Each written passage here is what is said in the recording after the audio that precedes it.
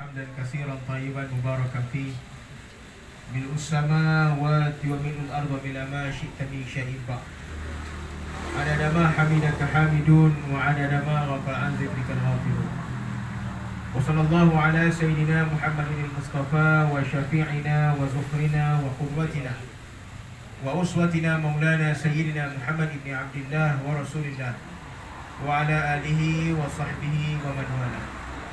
فقال الله تعالى: قالوا سبحانك لا علم لنا إلا ما علمتنا إنك أنت العليم الحكيم ولا حول ولا قوة إلا بالله العلي العظيم. أما بعد. Yang saya muliakan dan ucap ribuan terima kasih pada Al-Fadhil Ustaz Hamid yang mempengerusikan majlis pada malam ini, yang juga merupakan, saya ingat ketua lah dalam grup ini. Tuan-tuan haji, puan-puan hajah, yanda-yanda, bonda-bonda yang saya hormati sekalian. Alhamdulillah, tamu-tamunya marilah sama-sama kita rafakkan syukur yang tidak terhingga pada Allah Subhanahu Wa Taala pada malam ini di tepi laut. Tak berangin malam ni tuan-tuan. Cuma berangin di jalan raya pula. Selalunya berangin di tepi laut. Walau bagaimanapun, alhamdulillah, syukurlah pada Allah Subhanahu Wa Taala mempertemukan kita pada malam ini, dan mudah-mudahan sempurna juga dengan malam ini, malam Jumaat. Malam Jumaat ni malam apa tuan-tuan? Orang Melayu panggil malam sunat. Malam sunat, malam buat ibadat sunat. Bukan sunat yang lain, malam buat ibadat sunat. Jadi ada orang faham malam sunat itu je. Padahal sunat ni ada beribu tuan-tuan. Jadi malam Jumaat sempena Sayyidul Ayyam ni, mudah-mudahan kita mengambil keberkatan pada malam Jumaat ini. Sama-samalah kita ambil sedikit pengajaran yang hendak kita kongsi bersama pada malam ini. Mudah-mudahan memberi manfaat pada kita, insya-Allah. Dalam suasana malam ni memang kita tahu penat lah tuan-tuan. Saya difahamkan tadi, tuan-tuan mengacau dodol. Jangankan kata orang 60 tahun, orang 30 tahun mengacau dodol pun sakit pinggang. Jadi memanglah penat kita malam ni mengacau dodol. Siap tak siap? Siap tuan-tuan. Siap, alhamdulillah lah. Jadi pada malam ini, tajuk yang hendak kita kongsi bersama adalah persiapan kita untuk menghadapi kematian. Sebelum itu tuan-tuan, saya nak memetik kata-kata ulama. Saya nak cakap ni banyak sebenarnya, tapi tak tahulah sempat masa, saya cuba pendekkan tuan-tuan. Cuba pendekkan sikit. Pasal mati ni benda banyak nak cerita. Pertama, nak cerita pasal mati, kita tak pernah mati. Jadi kita ambil pandangan-pandangan ulama. Dengar cerita-cerita ulama daripada hadis-hadis Nabi SAW.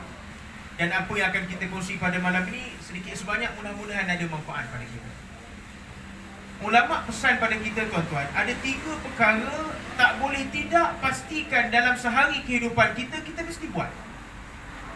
Ulama pesan pada kita, ada 3 perkara, tak kiralah tua ke, muda ke, 3 perkara ini cari jalan, walaupun dia tidak diwajibkan dalam kitab. Tak ada kata hadis kata wajib, tak ada kata ayat Quran kata wajib, tetapi kita kena wajibkan diri kita. Ada 3 amalan yang ulama sebut tak boleh tidak, mesti kena buat. Yang pertama, dalam sehari, tuan-tuan, kita kena disiplinkan diri kita. Yang pertama, kata ulama, cari jalan untuk baca Quran. Mesti cari jalan. Kena cari jalan. Disiplinkan diri kita, walaupun baca Quran itu hukumnya sunat muakkad. Tak baca, tak dosa. Tapi kalau tak baca daripada kecil, tuntutan itu, maka jadi dosa juga. Walaupun dia sunat muakkad, cari jalan. Cari waktu. Baca Quran ini tuan-tuan, jangan tunggu waktu lapang. Pasal kita ni tak jumpa lapang. Dalam sehari kita nak tanya ada lapang ke tidak, tak jumpa lapang. Tak apa-apa benda yang kita sibuk, tak tahu. Tak tahu. Bangun tidur, kita nak baca WhatsApp dulu. WhatsApp baca berapa jam boleh tuan-tuan? WhatsApp ni, saya tak tahulah sini ada juga yang tanya guru WhatsApp ni tuan-tuan. Saya rasa dulu-dulu kita kata orang muda je main WhatsApp ni. Ni jam tak boleh. Ni jam semua orang. Semua orang. WhatsApp ni dia jadi tanpa mengira usia. Tuan-tuan, kita duduk taman, samalah. Saya pun duduk taman, tuan-tuan pun duduk taman. Mana ada satu grup WhatsApp dalam taman? Lorong satu grup. Lorong. Taman satu grup. Kadang satu taman kita ada dekat 6-7. Yalah, mana tidaknya grup surau lain. Grup kawan-kawan kita yang baik 2-3 orang, kita buat satu grup WhatsApp. Grup yang jalan-jalan, satu grup lagi. Grup yang lorong, satu grup lagi, banyak grup WhatsApp. Kita boleh baca berjam. Berjam kita boleh baca. Kerana itu cari jalan, mesti baca Quran satu hari walau setengah muka pun. Cari jalan, disiplinkan diri kita tuan-tuan. Ulama pesan benda ni, cari jalan, cari masa. Jangan kita baca handphone selagi mana tak habis setengah muka Quran. Disiplinkan diri kita. Disiplinkan diri kita. Yang kedua, kata ulama, dalam sehari kehidupan kita mesti ada sedekah. Mesti ada sedekah. Walaupun hukum sedekah itu sunat. Cari jalan untuk kita beri sedekah, tuan-tuan. Sebab itu dalam hadis Nabi SAW menceritakan tentang kelebihan sedekah. Nabi kata apa? Mulakanlah sedekah itu di waktu pagi. Mudah-mudahan Allah Ta'ala menghalang musibah dan balak menimpa kamu pada hari itu. Nabi doa pada orang yang memberi sedekah pada awal pagi, supaya Allah Ta'ala menghalang balak dan musibah menimpa pada dia pada hari itu. Cari jalan untuk kita beri sedekah. Tidak semestinya dengan kita beri duit. Sedekah, antara sedekah yang afdal adalah beri orang makan. Beri orang makan. Islam memang menggalakkan kita beri orang makan. Kita pergi kedai makan kan, kita pergi kedai makan, kita nampak ada orang yang kita kenal. Apa salahnya kita bayarkan dia? Apa salahnya kita bayarkan dia? Bukan hari-hari jumpa dia. Sekali-sekala kita jumpa, cari peluang untuk kita beri sedekah di waktu pagi. Kita bayarkan dia sikit. Baik, bayar pagi tuan-tuan, makan pagi ni roti canai je. Makan tengah hari makan nasi. Mahal sikit. Jadi makan pagi, murah sikit lah, murah. Tak berapa banyak sangat dah tuan-tuan. Kita pun ada pengalaman kan? Kita pun ada pengalaman. Kita makan di kedai makan, tiba-tiba orang mari dan kita nak pergi kat kaunter nak bayar. Tiba-tiba orang kata, tak apa haji, dah ada orang bayar. Tuan-tuan pernah kena begitu tak? Mesti pernah kena begitu punya. Apa yang kita kata bila kita dengar orang nak bayarkan kita? Alhamdulillah, selamat dia. Itu ucapan Alhamdulillah tu betul. Tapi selamat duit aku tu tak betul. Bila orang nak bayarkan kita, apa salahnya kita nak makan di kedai, kita bawa duit tak tuan-tuan? Mesti kita bawa duit. Kita pergi surau, kalau tahu dah lepas ni orang ajak minum, kita mesti bawa duit. Kita pun tengok dalam kocek ada duit apa. Kalau duit merah, beranilah nak ambil kambing sepinggan. Tapi kalau main RM3-4, itik pun tak berani tengok. Jadi kita ada bajet apa yang kita nak makan. Tiba-tiba mari orang bayarkan kita. Betul, kita kata Alhamdulillah ada orang nak cari pahala, nak bagi kita rezeki hari ni. Apa salahnya bajet kita tadi? Tanya balik dia. Saya makan berapa ringgit anggaran? Dia kata tengok anjing tadi makan 4 keping roti canai. Boleh tahan juga, dia kata total RM15. Okey, kita kata tak apa. Saya bagi RM10 ni, bayarlah siapa-siapa pula yang lain. Sebab kita memang ada peruntukan untuk makan pada hari itu. Kenapa kita hanya membiarkan orang melakukan kebaikan sedangkan kita ada peluang buat benda yang sama, kita tak buat? Ini perangai yang perlu kita terapkan. Ulama pesan pada kita, setiap hari cari jalan untuk sedekah. Cari jalan. Dalam hadis Nabi SAW, Nabi sebut apa? Nabi kata, sahabat tanya Nabi SAW, Ya Rasulullah, mana yang lebih afdal? Orang yang sedekah 1 dirham ataupun orang yang sedekah 1000 dirham?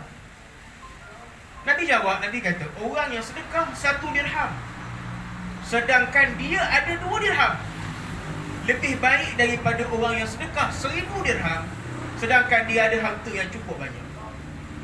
Apa makna hadis ni tuan-tuan? Allah Ta'ala bukan lihat nilai yang kita keluarkan itu. Allah Ta'ala tak peduli pun. Kita nak bagi RM1, RM2, RM3, RM4, Allah Ta'ala tak peduli pun. Tapi apa yang Allah Ta'ala peduli, bagaimana ikhtiar kita untuk keluarkan sedekah itu. Cuba kita tengok, ada orang yang jauh lebih susah pada kita, dia lebih banyak sedekah daripada kita, sedangkan kita mampu untuk beri. Kadang-kadang kita makan di kedai makan, datang orang, dia kata, pakcik, makcik, bagi saya ni. Dia cerita masalah dia daripada sekolah tahfiz. Walaupun kita tengok muka dia memang muka penyamun contohnya, memang kita tengok muka dia tak ada rupa tahfiz. Tapi tuan-tuan, ulama pesan pada kita apa? Jangan biarkan orang yang minta sedekah minta depan kita tanpa tangannya terisi dengan sedikit pemberian daripada kita. Dia menipu dia dengan Allah Ta'ala. Dia menipu itu dia dengan Allah Ta'ala. Dia nak kata dia penuh tahfiz ke, penuh kitab ke apa sekalipun, biarkan itu dia dengan Allah Ta'ala. Tapi pemberian kita itu Allah Ta'ala tetap akan kira sebagai satu ibadah. Kalau dia tak susah, tak mungkin dia menipu, tuan-tuan. Jangan dengan sebab tidak kita beri sedekah pada dia hari ni, malam kerang dia pergi pecah tabung masjid. Kita hanya menyalahkan dia, tapi kita lupa kita juga ada tanggungjawab untuk memberi sedekah kepada mereka-mereka yang memerlukan.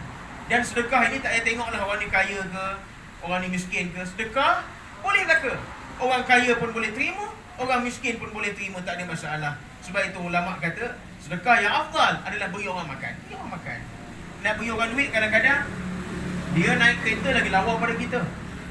Dia naik kereta bel fire. Kita naik kereta fire pun tak ada. Tapi kita nak bayarkan dia makan, no problem, silakan, tak ada masalah. Sebab sedekah beri makan pada orang ini sedekah yang sangat baik, yang sesuai untuk semua. Yang ketiga, kata ulama, pastikan dalam sehari kehidupan kita mesti ada pertambahan ilmu. Cari jalan untuk tambah ilmu. Mesti cari jalan. Apa jalan, tuan-tuan?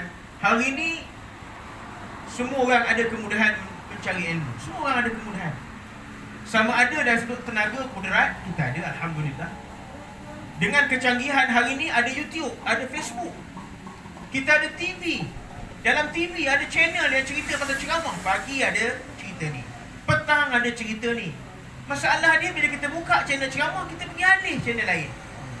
Itu masalah kita. Kita kata, alah ustaz ni dah selalu dengar. Bukan soal selalu dengar, tak selalu dengar, tapi apa yang nak disampaikan oleh ustaz itu, walaupun kita dah biasa tengok muka dia, tentu-tentunya ada ilmu-ilmu baru yang boleh kita ambil. Cari jalan. Mesti ada pertambahan walaupun satu ilmu dalam kehidupan kita setiap hari. Sebab itu hadis Nabi SAW, Nabi sebut apa? Manusia yang paling berguna ni apa? Manusia yang paling baik apa kata Nabi? Orang yang hari ini lebih baik daripada hari semalam. Orang yang hari esok lebih baik daripada hari ini. Inilah yang Nabi sebut, orang yang cukup baik, orang yang Allah Ta'ala nilai dia dengan kebaikan. Jadi kita, tambahan pula tuan-tuan, kita ni macam-macam benda dah rasa tuan-tuan. Tuan-tuan dah puas dah hidup tak kira-kira? Boleh ke kasar sikit cakap tuan-tuan? Tuan-tuan orang Negeri Sembilan kan? Saya walaupun orang Pahang tapi 10 tahun duduk Melaka. Cakap pun bunyi Melaka dah Ustaz. Jadi kalau cakap bunyi kasar sikit, tuan-tuan boleh terima lah. Kita ni tuan-tuan, sebahagian besar di sini, kita dah rasa kehidupan yang panjang. Nak tanya dah jadi baby dah. Tuan-tuan dah jadi baby semua dah. Dah jadi budak dah jadi dah. Jadi dah budak. Jadi orang bujang, dah jadi dah orang bujang, dah rasa jadi orang bujang. Jadi orang dewasa, dah jadi dah. Dan sekarang tuan-tuan dah rasa pun jadi orang tua. Dah rasa. Yang tak rasanya jadi apa? Jadi mayat je. Lain tu rasa Melaka dah. Kalau nak cerita makan ni tuan-tuan, apa makanan yang tuan-tuan tak makan lagi? Apa binatang yang belum kita telan lagi? Makan Melaka dah. Orang cerita, jangan cerita itik. Cerita puyuh, cerita landak, makan Melaka dah. Yang kita belum rasa apa tuan-tuan? Bagaimana kehidupan selepas daripada kehidupan ini. Hidup kita di atas dunia ni kita dah puas rasa dah. Jadi apa yang belum kita rasa lagi? Hidup selepas daripada hidup ini yang belum kita rasa. Sebab itu malam ini tuan-tuan, yang kita nak kongsi sedikit pada malam ini bercerita tentang apa persiapan-persiapan yang hendak kita buat untuk berdepan dengan, saya tak nak sebut mati. Kita nak sebut kehidupan selepas mati. Kita Islam mengajar kita hidup, selepas hidup ada mati. Mati sekejap. Selepas mati ada beberapa kehidupan lagi yang perlu kita lalui. Itu Islam. Agama lain bila mati, kalau baik jadi burung-burung, kalau tak baik jadi babi. Itu agama lain. Ada agama yang jadi debu tak apa-apa je. Ada agama yang mati jadi hantu. Islam tidak begitu. Islam kita ni tak tahulah, orang Melayu kita je tuan-tuan, terkenal bila orang mati jadi hantu. Pelik tu kita. Alam Melayu je. Kalau kita tengok di negara-negara lain, di Mesir, di negara-negara Arab, dia pun Islam juga, tapi jarang kita tengok cerita hantu ni. Kita pergi negara barat pun, pergi Turki, kita pergi negara-negara di Europe, Switzerland dan sebagainya, bila kita tanya tentang hantu, dia tak banyak sangat hantu. Dia kata ada hantu, tapi tak banyak sangat hantu. Lebih banyak hantu di tempat orang Melayu kata dia. Pasal orang Melayu kalau kita suruh senaraikan hantu setakat 20 ni sekejap je. Punya banyaknya hantu kita, termasuklah orang mati yang jadi hantu. Islam tidak bercerita pun tentang hantu-hantu yang bila mana orang mati jadi hantu. Islam cuma cerita pada kita bagaimana kehidupan selepas daripada kematian seseorang itu. Jadi ini yang kita nak kongsi sikit pada malam ini tuan-tuan. Beberapa perkara yang mungkin boleh kita ambil pengajaran, persiapan yang kita buat untuk berdepan dengan kematian. Jangan kata mati itu kerana tua. Tak ada. Ramai juga orang muda yang mati. Ramai. Tuan-tuan beruntung, sekurang-kurangnya dah rasa jadi orang tua. Lepas ni tak boleh dah nak jadi apa, melainkan jadi orang mati je. Lepas ni tak boleh jadi apa dah, jadi orang mati je. Macam saya, kita kalau ikut ghalib akal manusia, mungkin daripada muda ada potensi jadi tua. Tapi itu pun belum tentu. Takut-takut daripada muda tak ada jadi tua, mati terus. Ada potensi. Ada orang daripada kecil tak sempat jadi dewasa, mati terus. Soal dia apa tuan-tuan? Soal dia, siapa pun, tua ke, muda ke, sakit ke, sihat ke, mati, tetap mati. Sebab itu ulama sebut pada kita apa? Dunia hidup ni benda yang tak pasti. Yang pastinya mati. Tidak ada orang boleh menjamin dia hidup sampai hari esok. Tak ada orang.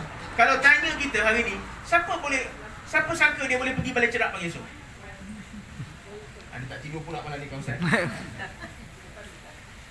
Siapa sangka yakin dia boleh pergi balik cerap esok? Semua orang tak yakin. Kita kata belum tahulah, ada rezeki panjang umur. Itu di mulut dan hati, takkan pula aku mati malam ni. Ni kadang jahat kita ni tuan-tuan. Kita rasa mati tu jauh dengan kita. Kita tanya orang, takut tak mati? Takut. Tapi tanya dalam hati pasal mati, takkan aku mati malam ni pula. Jadi tak berapa kena apa yang kita faham tentang kematian itu. Jadi tuan-tuan dan perempuan yang dirahmati Allah Subhanahu Wa Taala sekalian, dalam satu kisah, seorang bertanya kepada Sayyidina Ali radhiyallahu anhu.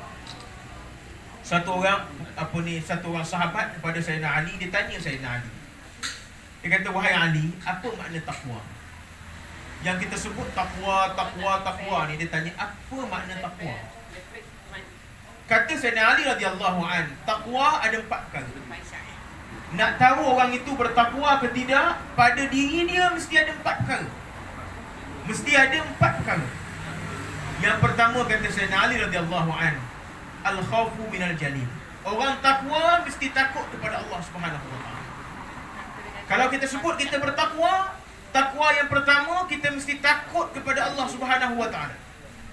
Kita sembahyang lambat, apa yang kita rasa sekarang? Kita sembahyang lambat di rumah. Kita sembahyang lambat.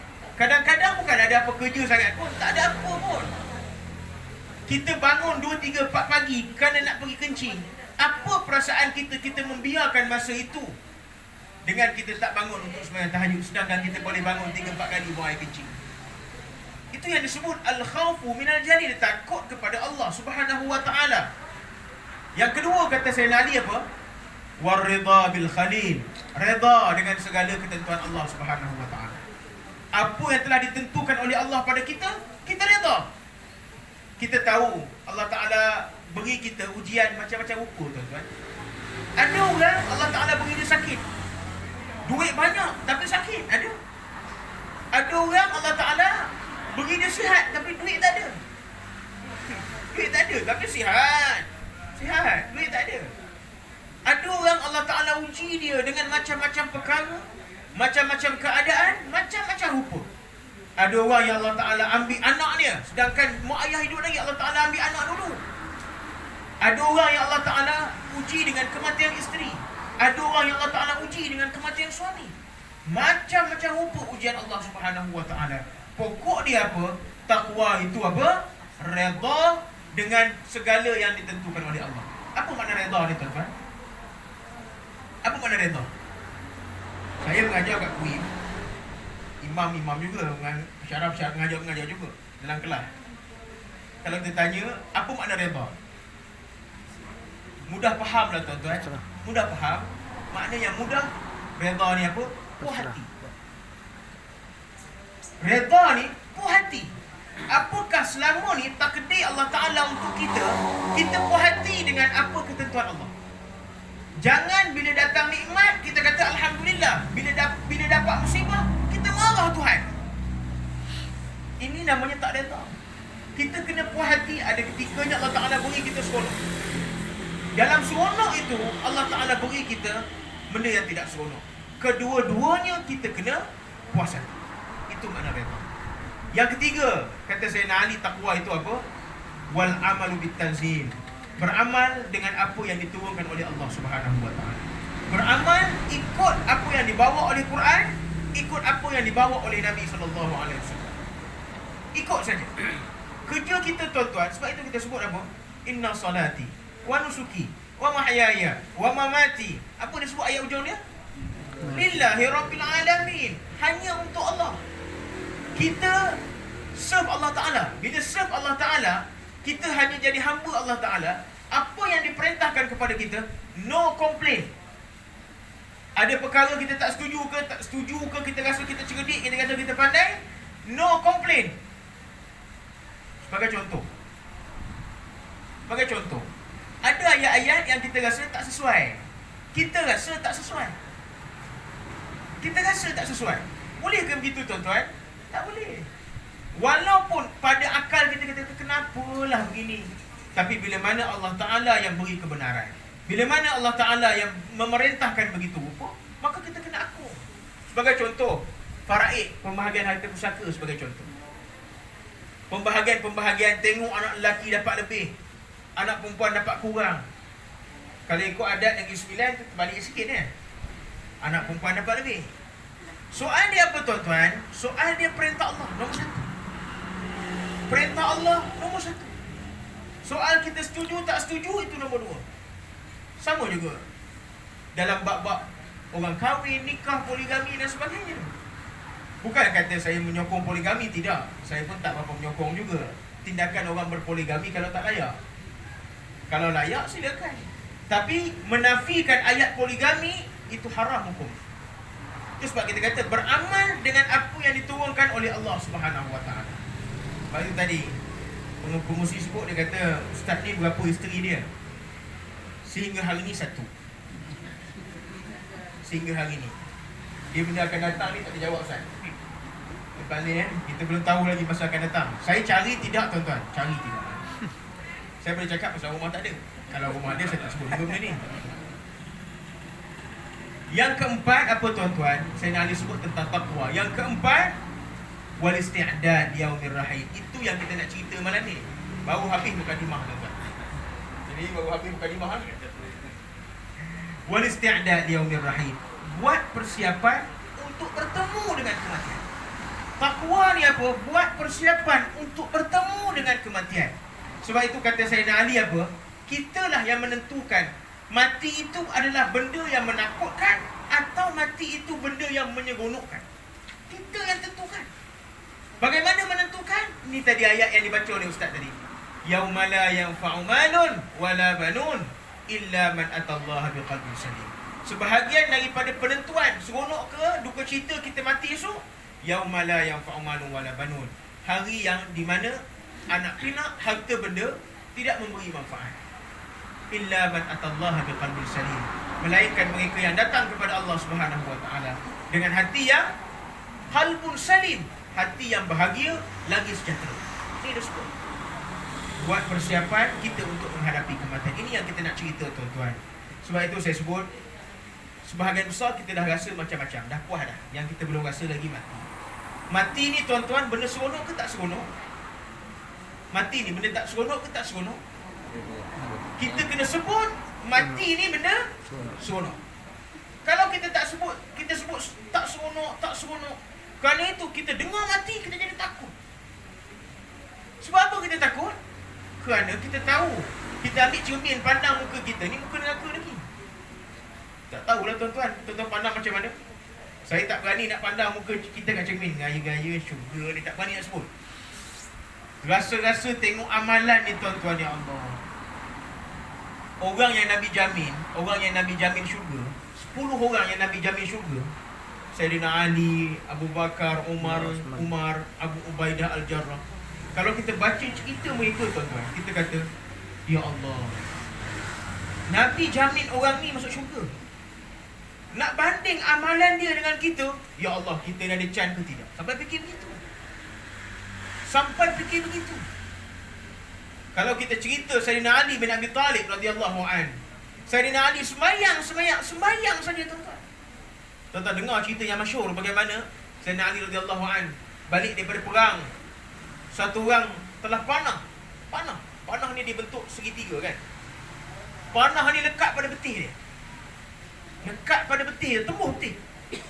Betis, panah. Itu rumah yang akan kita tinggalkan. Pun kita fikir bagaimana nak sedapkan rumah itu, sedangkan tak ada orang mati buat rumah. Tak ada. Tanam dalam rumah pun tak ada sekarang. Paling kurang pun kalau nak juga dia wasiat tanam kat rumah, paling kurang pun orang tanam bawah rumah dia lah tuan-tuan. Orang takkan tanam tengah-tengah rumah tu. Siapa nak duduk rumah tu bila masuk apa benda? Kubur. Wajak itu. Saya tuan-tuan ada seorang sahabat di profesor. Dia profesor media lah, di UKM. Saya pernah cerita dia orang muda lagi. Dia tua sikit pada saya lah. Saya ingat usia dia dalam 37, 38 ataupun 36 gitu. Sekarang saya tak pernah jumpa orang yang ingat mati ni luar biasa tu. Kita pun tak terfikir nak buat macam tu tuan-tuan. Satu hari saya pergi UKM.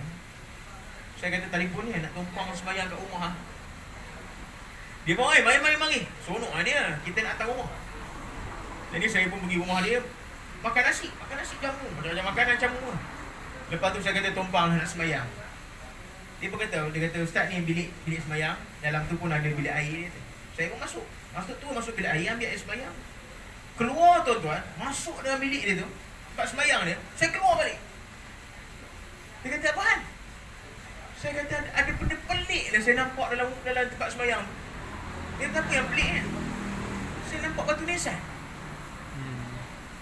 Betul dah tu. Bukan pelik-pelik. Saya kata apa hal batu nisan sini? Dia kata saja dia taruh batu nisan sini supaya bila dia sembahyang, dia nampak batu nisan, dia rasa lagi seronok dia sembahyang.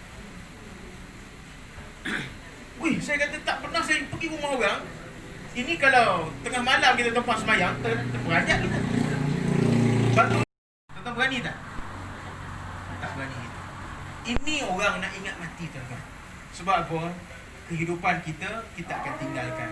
Sebab itu saya nak sebut, rumah kita buat dengan rupa yang paling cantik. Kita bagi lalu azan sekejap. Okay, kita sambung balik tentang masa pun tak berapa banyak lagi.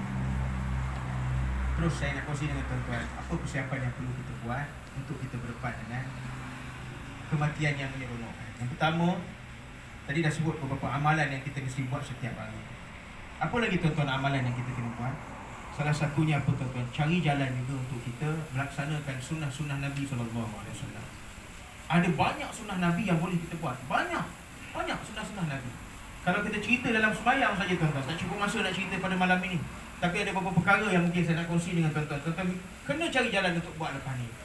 Dalam sebuah hadis Nabi SAW, Nabi sebut cerita tentang satu hadis orang yang membaca Allahumma ajirni minnar. Pernah dengar hadis ni tak? Pernah dengar hadis ni? Kata Nabi apa? Siapa yang baca Allahumma ajirni minnar berapa kali? 7 kali. Bila? Selepas maghrib, selepas subuh. 7 kali. Sebelum ni apa? Sebelum bercakap dengan mana-mana manusia, dia baca tu dulu. Dalam hadis tu ada syarat dia. Baca Allahumma ajirni minnar 7 kali. Baca Allahumma ajirni minnar selepas maghrib 7 kali. Selepas subuh 7 kali. Sebelum bercakap dengan siapa-siapa atas dunia, kata Nabi. Kalau dia mati pada malam hari, Allah Ta'ala haramkan api neraka atasnya. Kalau dia mati selepas subuh, pada waktu siang, Allah Ta'ala haramkan dia daripada api neraka. Ini amalan-amalan sunat yang boleh kita buat. Kemudian apa lagi amalan sunat yang disebut dalam hadis Nabi yang mempunyai kelebihan yang besar? Antaranya, sembahyang sunat sebelum zuhur. Sembahyang sunat 4 rakaat sebelum zuhur, kata Nabi kan? Tuan-tuan pernah dengar hadis ni? Siapa yang sembahyang 4 rakaat sebelum zuhur, diikuti dengan sembahyang zuhur 4 rakaat. Kemudian dia sembahyang lagi 4 rakaat selepas sembahyang zuhur tadi. Secara pun Nabi sebut apa? Man hafaza, Nabi kata. Siapa yang hafaza ni, siapa yang jaga? Bukan hari ni dia buat 12 rakaat ni, lepas tu tahun depan pula jumpa balik. Tak jadi begitu. Dia hafazah ni hari ni dia buat, esok dia buat, lusa dia buat, satu hari ni terlupa nak buat, tak apa, lusa buat balik. Perangai kita suka pulun ibadat, sekali kita buat banyak-banyak, panjang pula masa berhentinya, banyak juga berhenti. Ini yang tak betul ni. Kemudian Nabi sebut lagi dalam hadis, orang yang buat begini, Nabi kata apa? Yang menjaga 4 rakaat sebelum zuhur, 4 rakaat selepas zuhur ni, Nabi kata apa? Wajabat lahul jannah. Siapa yang baca hadis ni tuan-tuan? Ummu Habibah, isteri Nabi. Orang yang jaga 4 rakaat ini, Allah Ta'ala kata apa? Wajabat lahul jannah. Wajib syurga untuk dia. Boleh tidak boleh kita buat tuan-tuan? Boleh. 4 rakaat ni tuan-tuan, bukan lama sangat pun. Kita makan nasi pun lagi lama. Walaupun kita tahu lepas zuhur ni kita nak balon nasi, tapi tak apa. Orang rumah warning dulu suami, selagi abang tak buat sampai 4 ni, no more nasi kering. Tak ada nasi lagi. Tak ada nasi lagi. Kemudian dalam hadis Nabi SAW cerita lagi, siapa yang sembahyang 4 rakaat sebelum asar, Allah Ta'ala mengampunkan semua dosa-dosa kecilnya. Allah Ta'ala kata apa? Aku tak peduli sebanyak mana pun, aku ampunkan. Tapi dia jaga 4 rakaat sebelum asar, kata Nabi SAW. Kemudian cerita lagi sembahyang sunat 2 rakaat sebelum subuh, qabla subhi, kata Nabi apa? Khairum minad dunya wa man fiha. Lebih baik daripada dunia dan segala apa yang ada dalam isi dunia. Ini amalan-amalan tuan-tuan yang perlu kita buat, yang perlu kita cari jalan.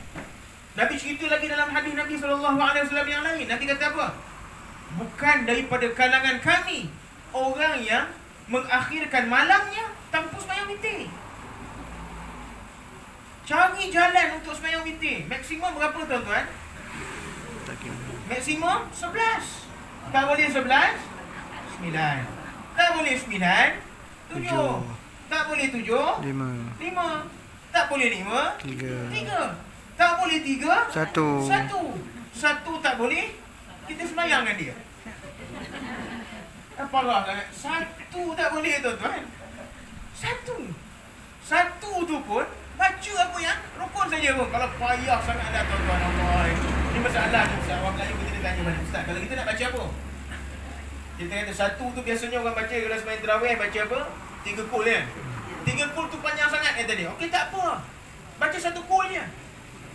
Qul huwallah. Qul huwallah tu pun panjang tuan-tuan. Kalau 4 ayat tu pun panjang, tuan-tuan baca 2. Hari ni 2, esok 2. Qul huwallahu ahad, Allahu samad. Rokoklah. Lepas tu malam esok pula lam yalid wa lam yulad wa lam yakul lahu kufuwan ahad. Itu punya baki kedekut tuan-tuan. Ini amalan-amalan yang disebut oleh Nabi SAW. Kemudian Nabi sebut apa tuan-tuan? Dalam banyak hadis Nabi SAW, Nabi kata sebagai persiapan kita untuk menghadapi kematian, cari jalan untuk kita dah cerita tadi pasal sedekah. Selain daripada sedekah, ada satu lagi disebut sadaqatun jariyah. Sedekah jariah. Apa makna sedekah jariah ni tuan-tuan? Sedekah yang boleh orang dapat manfaat daripadanya. Sebagai contoh, kita derma kepada masjid, derma kepada surau. Apa yang dia nak beli, walaupun beri orang makan, maka itu sedekah jariah. Kadang-kadang kita lupa nak faham. Beri budak-budak makan, budak-budak yang sedang belajar ni makan, Masya Allah. Tuan-tuan bayangkan, duit kita dia makan, dia jadi pandai, dia boleh belajar kerana duit kita beri, kerana dia dapat makan daripada duit kita tadi. Dia masuk kelas, kenyang perut dia dapat menuntut ilmu, dia faham ilmu itu, dia jadi orang berjaya, dan dia boleh tolong orang dengan kepandaian dia tadi. Sebanyak mana orang yang ditolong itu, sebanyak itulah Allah Ta'ala beri pahala pada kita. Sebab itu jangan kedekut sangat tuan-tuan. Kita dengar ada anak-anak kita yang nak pergi belajar pondok, pergi belajar Mesir, bagi contoh, pergi Jordan. Apatah lagi mereka yang belajar ilmu agama, apatah lagi mereka yang belajar ilmu perubatan. Kita kata pakcik ni yang bagi duit banyak, tak ada. Ambillah RM50 ni, buatlah belanja makan. Dia makan duit kita, dia kenyang, dia boleh masuk kelas, dan dia dapat ilmu dengan kekenyangan dia tadi. Dia jadi orang pandai, dia jadi doktor. Berapa ramai orang dia dapat sihatkan, berapa ramai orang yang sihat itu dapat beribadat. Allah, sebanyak itulah pahala Allah Ta'ala beri pada kita tuan-tuan. InsyaAllah. Sebanyak itu. Cari jalan bagi sedekah. Walaupun hanya Nabi SAW apa? Bisyiqit tamar. Walaupun hanya sedekah jariah kamu itu setengah daripada nilai sebiji kurma. Bagi sedekah jariah. Sebab itu tuan-tuan, orang yang paling kaya di dunia siapa? Saya tanya tuan-tuan. 10 minit lagi. Orang yang paling kaya di dunia siapa? Ini betul ni, bukan orang yang sembahyang subuh tidak. Orang yang paling kaya nilai aset di dunia siapa? Sayyidina Uthman bin Affan. Sayyidina Uthman bin Affan lah orang yang paling kaya di dunia. Tuan-tuan kalau biasa pergi umrah, pergi haji, tuan-tuan tahu tak, Nabi pernah sebut dalam hadis Nabi SAW cerita, siapa nak jadi orang yang paling kaya, maka beli telaga. Ada cerita telaga tu, saya tak mau cerita yang cerita tu tuan-tuan. Dan memang orang yang paling banyak wakaf adalah Sayyidina Uthman bin Affan. Dan hari ini tuan-tuan kena tahu, di Madinah dia ada satu yayasan dipanggil apa? Wakaf Sayyidina Uthman. Tuan-tuan tahu tak, harta-harta tanah-tanah di sekitar Madinah itu, Hotel Anwar Murumpi, apa ni Taibah, Erickson, semua hotel-hotel tu, tanah tu adalah milik Sayyidina Uthman. Sampai hari ini harta-harta Sayyidina Uthman dikumpul daripada menjadi satu yayasan, kemudian beli tanah seluruh Masjid Nabawi itu. Jadi bangunan-bangunan yang mereka nak bina, sewa daripada yayasan Sayyidina Uthman, yayasan wakaf Sayyidina Uthman, sehingga hari ini. Dan dia boleh taja pelajar-pelajar belajar di Universiti Islam Madinah, dan berapa ribu orang telah ditaja di seluruh dunia tu. Harta dia banyak mana, aset dia trilion. Orang dah mati dah pun, tapi harta dia masih hidup sehingga hari ini. Apa perangai dia tuan-tuan? Perangai dia sedekah jariah, perangai dia suka wakaf. Ni Sayyidina Uthman. Kemudian apa lagi tuan-tuan? Apa amalan yang perlu kita buat lagi dalam hidup kita ni tuan-tuan? Kata Nabi SAW, buat ibadat walaupun sikit, pastikan kita buat itu secara istiqamah. Persiapan kita nak mati, buat ibadat, yang buat sikit tak apa tuan-tuan. Jangan pulun banyak-banyak. Ini hari ni tiba-tiba datang insap baca Quran sampai 3 juzuk. Ni rajin dia, 3 juzuk dia baca Quran, tapi 30 hari dia mati. Tak boleh begitu. Cuba kita tengok bulan Ramadan. Kalau masa boleh pergi masjid, setiap malam dia sembahyang di masjid 11 rakaat. Dia kata apa imam buat 11 rakaat ni kokak betul, buat 20 betul. Tapi bila habis Ramadan, dia jadi pelik dah. Pergi masjid tak boleh lama. Yang lama-lama sangat. Diri lama sembahyang tak boleh dah jadi pelik. Sebab itu kita buatlah ibadat biar sikit, tetapi kita buat secara berterusan. Walaupun ibadat itu kecil tuan-tuan, walaupun kecil, tapi kita buat secara berterusan. Sembahyang sunat tahiyatul masjid, berapa sangat tenaga yang kita keluarkan, tapi kita buat cara berterusan. Allah Ta'ala beri pahala. Kemudian apa lagi amalan yang boleh kita buat sebagai persiapan untuk kita menghadapi kematian ni tuan-tuan? Pastikan jangan hanya kita yang cari ilmu. Ilmu yang kita ada ni sampaikan kepada anak cucu. Ini penting. Ilmu yang kita ada ni tolong sampaikan juga kepada anak cucu kita. Tuan-tuan semua ada anak, semua ada cucu. Sekali-sekala kita pandang muka anak cucu kita ni tuan-tuan, pandang. Agak-agak kita lah. Kita ada 5-6 orang anak. Pandang muka dia. Agak-agak yang mana satu menjadi punca kita masuk syurga. Pandang abang sulung, tengok, tak ada harapan. Pandang anak kedua, alamak, tak ada harapan juga. Pandang anak ketiga, sikit-sikit ada harapan. Kita yang didik mereka. Sekarang kita masih lagi boleh didik mereka. Mereka balik kampung rumah kita pukul 7, disiplinkan mereka. TV mesti tutup. Ini kita pukul 7, bila ramai-ramai anak cucu balik, kita biar je. Padahal rumah kita, biar dia tengok TV, tak apa. Kan kita tegur kan, takut anak kecil hati, takut menantu kecil hati. Sekarang kan biasa kita dapat 500, sekarang tak dapat pula. Balik merajuk, jam tak bagi dah, hilang pendapatan kita. Kalau kita banyak fikir begitu, sehingga kita biarkan maksiat berlaku di rumah kita, kita akan menanggung. Sebab itu tuan-tuan, dia sebut apa? 3 perkara. Nabi sebut 3 perkara. Walaupun ada dalam hadis lain ada Nabi sebut 7 perkara. Walaupun dalam hadis yang masyhur Nabi sebut 3, ada lagi satu hadis Nabi SAW menyebut 7. 7 perkara kata Nabi apa? Yang tidak akan putus. Yang tidak akan putus walaupun orang ini dah mati. Termasuk 3 perkara yang masyhur apa? Sedekah jariyah. ilmu yang bermanfaat. Dan tuan-tuan kena ingat satu lagi apa? Awaladun salihan yad'u lahu. Anak soleh yang mendoakan kita. Kalau anak yang tak soleh tapi doakan kita, tak jadi juga. Kalau ada anak cerdik pandai tapi sekali pun tak doakan kita, tak ada makna juga. Kita pun anak. Tuan-tuan, kita semua anak. Takkan kita tiba-tiba keluar aja tak tahu siapa mak kita. Kita mesti ada mak bapak. Kita nak anak kita jadi anak yang soleh. Soalan dia, apakah hari ini kita telah menjadi anak yang soleh untuk ibu bapa kita? Hari ini kita dah jadi tak anak yang soleh untuk mak bapak kita? Apakah hari ini kita telah menjadi punca keselamatan ibu bapa kita? Kita mesti didik diri kita, kita pun nak jadi anak yang soleh untuk ibu bapa kita. Kerana itu, beberapa amalan yang boleh kita buat kepada orang yang dah mati. Antaranya apa? Kita sedekah atas nama dia. Sedekah atas nama dia. Kemudian wakaf. Buat wakaf atas nama dia. Kemudian kita taja orang makan atas nama mak bapak kita. Maka itu semua amalan-amalan yang dibenarkan oleh Nabi SAW, walaupun mereka-mereka semua ini telah tak ada. Oleh kerana itu, sebagai kesimpulan daripada apa yang kita bincangkan pada malam ini, mati benda yang akan berlaku. Saya nak akhirkan tuan-tuan dengan satu cerita. Dengan sebuah cerita. Tuan-tuan boleh dengar suara saya kan? Nak akhir dah. Nak akhir dah tuan-tuan. Seorang lelaki yang bernama Zahir. Biasa dengar tak nama dia Zahir ni? Tak biasa dengar pun. Dia ni tak popular. Zahir, seorang lelaki nama Zahir. Dia tak popular pun tuan-tuan. Tak popular. Nama dia pun jarang kita dengar. Tapi tuan-tuan kena tahu, Nabi memuji Zahir radhiyallahu an. Siapa Zahir ni tuan-tuan? Dia ni satu orang badui. Muka tak handsome. Dia sebut apa? Rijalun damimah. Laki yang buruk rupanya. Tengok daripada sudut mana pun tak lawa. Tengok daripada kanan pun tak lawa. Tengok daripada kiri pun tak lawa. Tanya orang pun semua orang kata dia tak lawa. Maknanya Zahir ni tak lawa sungguh. Kita walaupun kadang-kadang kita ada orang kata kita tak lawa, tapi ada juga orang kata kita lawa. Ada juga seorang dua, walaupun daripada 10 orang 7 kata tak lawa, 3 kata boleh tahan lagi, muda lagi, kan?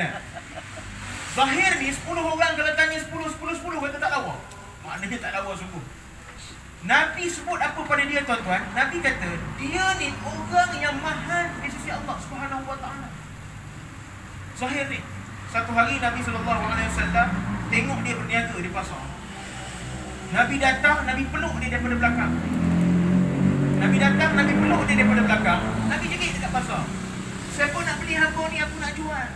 Siapa nak beli hamba ni aku nak jual. Zahir kata apa? Ya Rasulullah, ana khal, kata dia. Soalnya dia kata apa? Ana kasidan. Aku ni murah ya Allah. Ya Rasulullah, kalau jual aku pun aku murah. Kau jual aku, muka tak lawa, gigi jarang, rambut dia panggil curly hair. Rambut apa ni? Kerinting. Tak lawa. Jual pun kasih. Murah harga aku ni. Nabi bila dengar Zahir kata murah itu, Nabi kata apa pada Zahir? Dia kata wallahi, demi Allah, indallahi ghal. Kamu ni ya Zahir, di sisi Allah ghal, mahal harga. Apa yang Zahir buat tuan-tuan? Yang pertama, kita bukan nak tahu dia mahal ke murah. Zahir ni apa yang dia buat tuan-tuan? Dia orang yang sentiasa orang pisang, senyum. Walaupun dia tak lawa, tapi dia suka senyum. Dalam hadis syarah Imam Nawawi sebut, kenapa sebut dia senyum? Dia sering menggembirakan orang. Orang tengok muka dia memang orang tak kenal, tapi bila dia dengan senyum dia, orang akan tenang hati dengan dia. Sebab itu kita mesti buat orang sonok dengan adanya kita. Jangan buat yang perkara yang orang benci. Jangan. Buat perkara yang boleh menyenangkan orang, walaupun perkara itu kecil. Kemudian Zahir ni apa tuan-tuan? Dia suka buat tahaddau tahabbub. Dia suka sedekah dan gembirakan orang dengan pemberian dia. Itu Zahir. Walaupun dia bukan orang senang, dia akan hadiahkan Nabi apa-apa benda, walaupun sebiji apple. Walaupun sebiji apple, dia akan beri pada Nabi. Dan Nabi gembira dengan hadiah yang dia beri pada Nabi SAW. Itu yang kita nak sebut tuan-tuan. Dia satu orang budak muda, muka tak ada, Tapi dia di sisi Allah, dia mahal. Kita di sisi Allah agak-agak tuan-tuan nak jual berapa ni kita? Berapa nak jual? Tak tahu. Kalau kita tengok depan saya ni, antik-antik semuanya. Antik dengan barang baru, antik lagi mahal tuan-tuan. Tengok kereta. Kereta makin antik, makin mahal. Jadi tuan-tuan, patutnya kita begitu. Semakin antik kita hidup dah lama. Kita dah lalui macam-macam ibadat kita buat. Sepatutnya harga kita lebih mahal kerana kita barang antik. Kita dah hidup zaman Jepun. Dah hidup zaman British. 2-3 kali British mari kita hidup lagi. British balik, tubuh Malaya. Hiduplah kita. Hari ni single Hari Malaysia. 19 tahun berapa? 57. 57 tahun dah Malaysia tertubuh. Kita dah ada dah sebelum Malaysia tertubuh. Kita antik tuan-tuan. Antik. Bila antik, berapa harga yang kita nak jual diri kita dengan Allah Subhanahu wa ta'ala. Maka cari jalan, buat amalan. Yang saya sebut 3 amalan tadi, pastikan buat. Kemudian sunnah, jaga bersama tuan-tuan. Walaupun simple. Kita masuk bilik air, hanya pakai slipper. Pakai alas kaki, itu sunnah. Kita keluar bilik air, kaki kanan, masuk bilik air kaki kiri, itu sunnah. Jangan tinggal. Tidur, cari jalan untuk tidur. Cara Nabi SAW mengiring. Walaupun lepas tu memang terlentang punya, tapi mulakan dengan mengiring. Ada satu sahabat tanya nak apa, ada satu ulama tanya tabi'in. Dia kata, wahai sahabat, dia kata, macam mana aku nak tidur cara Nabi? Memang aku tidur mula-mula mengiring dah. Bangun-bangun menerak juga, kata dia.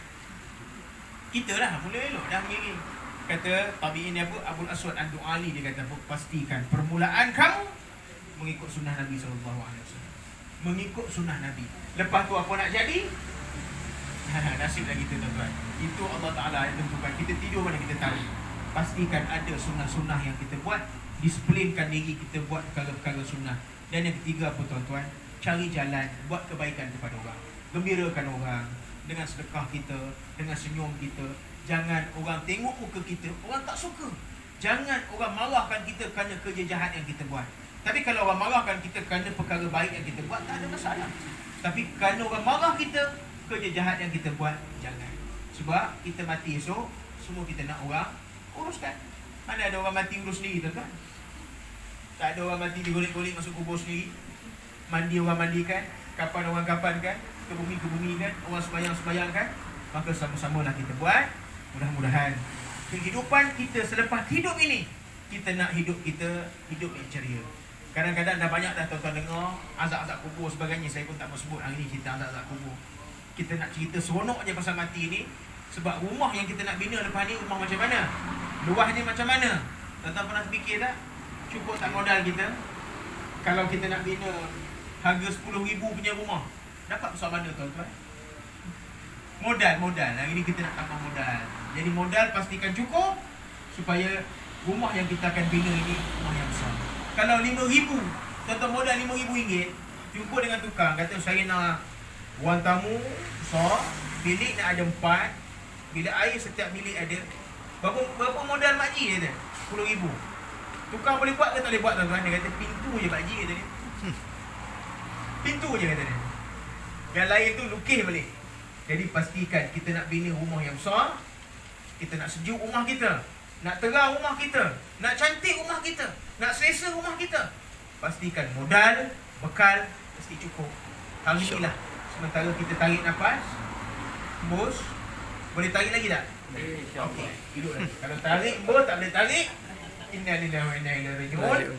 Maka kita carilah peluang sama-sama tuan-tuan. Sementara Allah Ta'ala beri ruang pada kita. Lagi mudah-mudahan sedikit perkongsian kita pada malam ini, Allah Subhanahu wa ta'ala beri kebaikan kepada kita bersama, insya-Allah. Aqul qawli hadza wa astaghfirullahal azim li wa lakum. Yang baik semua daripada Allah, yang tak baik semua kelemahan diri saya sendiri. Wa na'udzubillahi min syururi anfusina. Subhanaka la ilma lana illa ma 'allamtana innaka antal alimul hakim. Sallallahu ala sayyidina Muhammad wa ala alihi washabbihi wasallam. A'udzubillahi minasyaitonir rajim. Bismillahirrahmanirrahim. Alhamdulillahirabbil alamin. Wassalatu wassalamu ala rasulillah wa ala alihi washabbihi ajma'in. ففهمناها سليمان وكلا آتينا حكما وعلما وسخرنا مع داود الجبال يسبحن وطارق فاعلين. صلى الله على سيدنا محمد وعلى آله وصحبه وسلم والحمد لله رب العالمين. تقبل الله منا ومنكم.